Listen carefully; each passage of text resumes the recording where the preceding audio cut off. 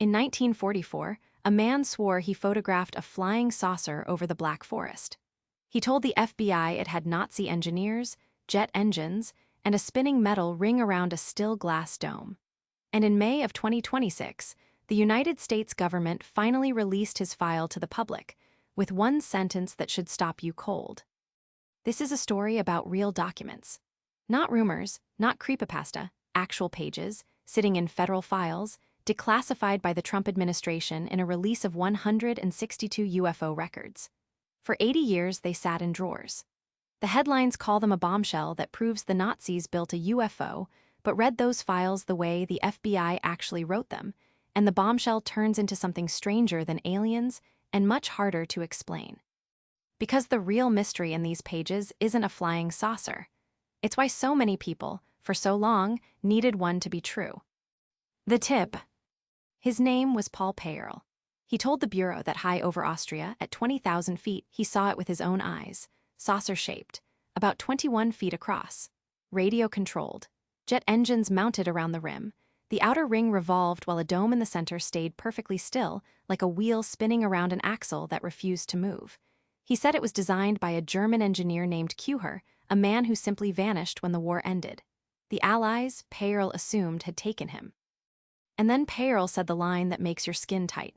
He claimed he photographed the craft in flight, and that he kept the negative, quote, at the risk of my life. Think about what that means. A man, deep inside a collapsing war machine, deciding that a single strip of film was worth dying for. He didn't describe a light in the sky. He described a serial number on a nightmare. And the United States government filed it away and said nothing for 8 decades. The hardware. Here is why the tip is so hard to laugh off. The Nazis genuinely were building machines that looked like science fiction. The world's first operational jet fighter, the Messerschmitt 262, screaming past propeller planes 100 miles an hour faster. The V-2 rocket, the first object humans ever sent to the edge of space, raining down on London from a height no weapon had ever reached. And the Horten flying wing, a sleek, tailless, all-black craft that, seen from below, looks unsettlingly like a saucer gliding across the sun. So when a frightened man describes a revolving disc with jet engines, he is not describing magic. He is describing a regime that really did build the impossible 30 years before anyone thought it could be done.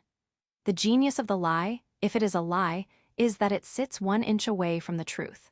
The Nazis were close enough to the future that you can't quite prove they didn't touch it. The lights. And Peyerl was not the only one seeing things in that sky. All across Europe, Allied pilots reported glowing orbs that chased their planes and matched their every turn. They called them Foo Fighters.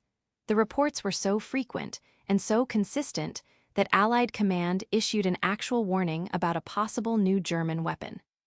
Trained airmen, men who knew the difference between a star, a tracer, and a searchlight, watched these lights hover off their wingtips at 300 miles an hour, then climb, then simply blink out. Thousands of sober, terrified men, all describing the same impossible glow.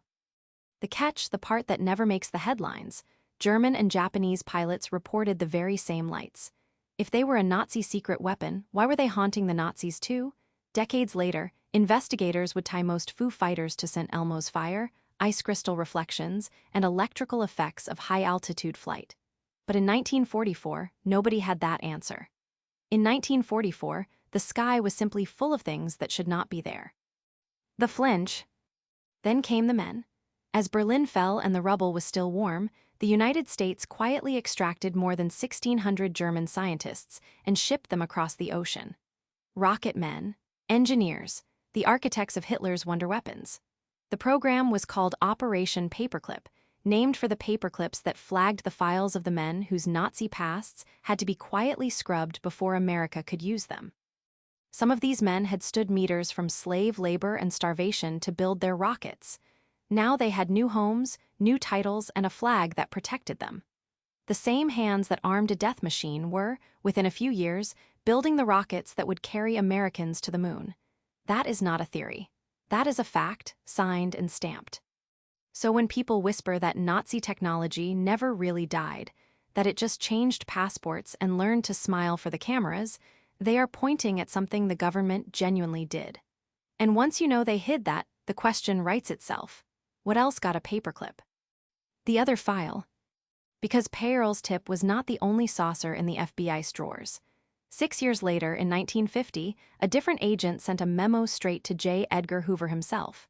It said that 3 flying saucers had been recovered in New Mexico, each one about 50 feet across, and inside each, 3 small bodies, humanoid, roughly 3 feet tall, dressed in a fine metallic cloth. That memo is real. Today it is the single most viewed document the FBI has ever released. For decades, people waved it as proof. But the Bureau quietly noted what the believers ignored. They never investigated it. And when researchers finally traced the story, it led not to a crash site but to 2 con men, a pair of swindlers running a scam about alien metal, who fed the tale to a gullible writer until it hardened into legend. The most famous flying saucer document in American history wasn't evidence of aliens. It was evidence of how easily a good story walks straight into a federal file and lives there forever. Hold on to that. It's the key to everything that comes next. The first witnesses. So where did the Nazi saucer actually come from? Not from a hangar, from a newspaper. In 1950, the same year as that New Mexico memo, 2 engineers went public.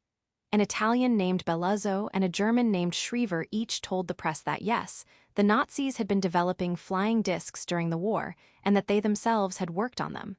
The papers ran it. The legend was lit. But pull the thread and it frays in your hands. Schriever's own accounts contradicted each other, from one telling to the next, dates that didn't line up, designs that kept changing shape. No blueprint was ever produced. No prototype was ever found. 2 men, claiming credit for a machine that left no trace but their own voices.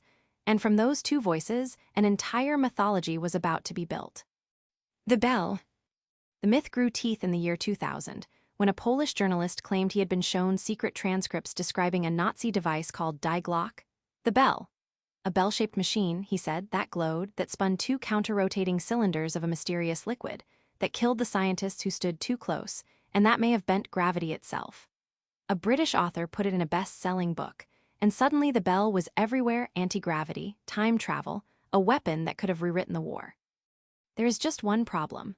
Those secret transcripts have never been produced, not a single page. Not one photograph, one blueprint, one shard of the bell sits in any archive on Earth. Search the German wartime records and you find them meticulous to the point of obsession. Every rocket, every jet, every rifle accounted for. And of the anti-gravity saucer fleet? Nothing. The most powerful secret weapon ever imagined left behind less paperwork than a parking ticket. The truth. So let me separate the fact from the legend, because this is where the channel earns your trust. The Peyerl document is real. He really told the FBI this story. The jet fighter, the V-2, the flying wing, the Foo Fighters, Operation Paperclip, all real, all documented, all genuinely unsettling. But the FBI attached one sentence to Peyerl's file, and it is the most important sentence in this entire story. The Bureau stated the document contains, quote, neither recommendations nor conclusions. Translated, we wrote down what a man told us. We never confirmed a single word. There is no recovered craft. No negative was ever produced. No engineer named Hoover was ever found. And the wider legend, the anti-gravity bells, the disc fleets, the rumored secret base in Antarctica launching saucers over the ocean, historians have traced to its source. And the source is darker than any alien. A large part of the modern Nazi UFO myth was manufactured in the 1970s by a man named Ernst Zundel, a convicted Holocaust denier. He wrote and sold Nazi saucer books on purpose, knowing they were false, because a Reich with flying saucers sounds powerful and mysterious instead of monstrous.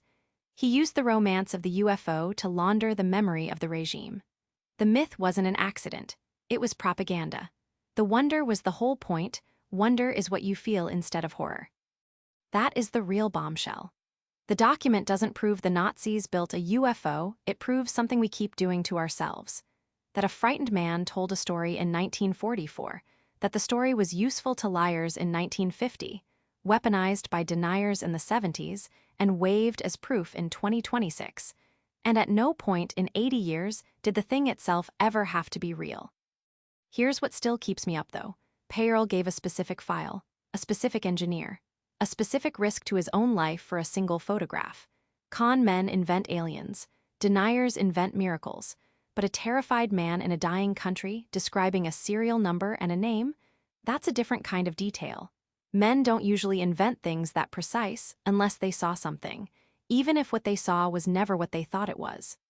So drop a red circle in the comments if you believe Peyerl saw a real machine the world was never allowed to remember.